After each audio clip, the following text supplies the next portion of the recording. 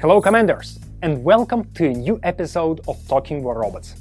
In these videos, we talk about things that didn't make it into our regular update overviews. Expect no big announcements today, we'll simply cover some highlights from the development process and share a couple of insights from the dev's perspective.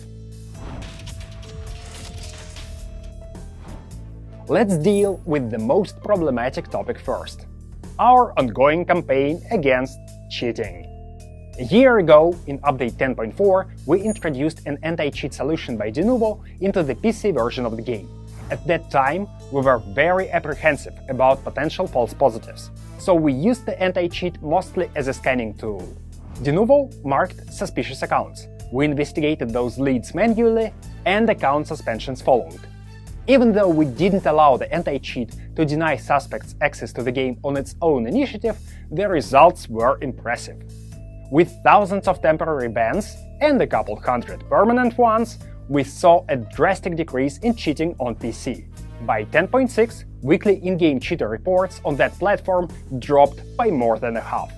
Cheaters either quit the game or migrated to Android, where we pursued them by integrating the Android version of the anti-cheat over the anniversary update of 11.0. This brings us to the current stage of our anti-cheating endeavor. The anti-cheat is now fully active on Android and PC, working on 3 different tasks in parallel. Firstly, it checks the game client and prevents the game from even launching if it detects tampering. Secondly, it monitors every match and flags accounts that activate cheating software mid-battle. Finally, and most importantly, it accumulates a vast pool of data that will allow us to switch to a fully automated banning process in the near future. Right now, we prefer to supplement Denuvo detections with your post-combat reports. If an account has both the black spot from Denuvo and your accusation within the same week, we become fully convinced that it resorts to cheating, and the ban follows. So please, keep those in-game reports coming and try to be careful with your assessment. There was a bug recently where the report window wouldn't load, but we fixed that already. We're moving at full speed toward a point where we'll be confident enough to entrust the banning process entirely to Denuvo itself. This will result in instant bans for cheating accounts and hopefully scratch that issue off our to-do list for good. We can't wait for it to happen. On a much more positive note, full cross-platform play is already supported between the PC and Android versions of the game. You can switch between your phone and PC seamlessly once you connect your in-game account to a My Games ID. This can be done in the authentication section of your account's general settings and only takes 3 simple steps. Step 1. Save your progress using server authorization. This will require creating a My Games account. Step 2. Launch War Robots on your platform of choice. If you are doing this for the first time, you will get a fresh Level 1 account. Finally, Step 3. Switch to your saved progress. To do that, press Switch Account and select Server Authorization. Log in to My Games and confirm the switch. You only need to complete these steps once. After that, you will remain logged in to your in-game account on both devices. This feature is fully available for all Android devices and the My Games launcher on PC. For Steam, you can play with your Steam-created account on Android, but not the other way around. Technical difficulties currently prevent us from uploading Android accounts to Steam. As for iOS, we are in the process of merging the databases and expect to add it to the cross-platform infrastructure by the end of the year. Moving on to gameplay-related features. We have one impactful addition in the works. A feature with the working name Drop Site Shield will provide a few seconds of near invincibility to all freshly deployed robots and titans. Initial deployment areas on all of our maps are accessible to the enemy team.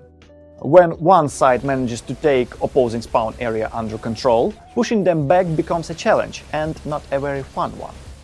It is disorienting to come under the fire the very moment you drop your next robot. Most of the time, it takes a second or 2 before you can tell where the damage is coming from and decide on a course of action. Drop Side Shield will protect you during those initial few seconds, giving you time to select a target, use an ability to escape crossfire, or simply land a few shots to try and level the field. After initial tests, which might take a couple of updates, we plan to add it to all core game modes. However, it will only work on home beacons, so it doesn't evolve into a new tactics for Beacon Rush. You can expect this feature to go live by the end of 2025. There is another issue we'd like to address this year. When you lose connection during a battle, you can only get back in if you didn't close the app, and even then only within a limited time. If the game crashes or you accidentally swipe it away from the app tray or your device turns off, reconnecting becomes impossible. We are going to fix that with an improved reconnection system. It will make reconnecting possible from the entire duration of a match. In case of connection problems, you will have more time to catch stable connection and continue the fight.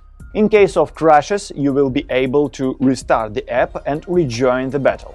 And in cases you decided to leave the battle without using the leave button, well, it might not be the best idea.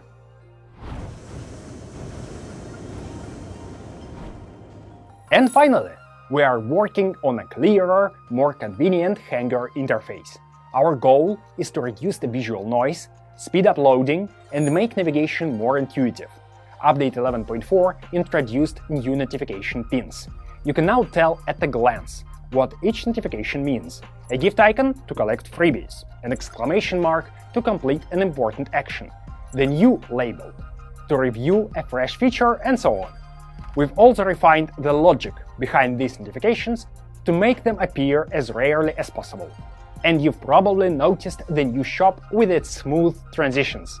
Not only do the new animations feel neat, but they also improve performance when navigating through various Hangar screens.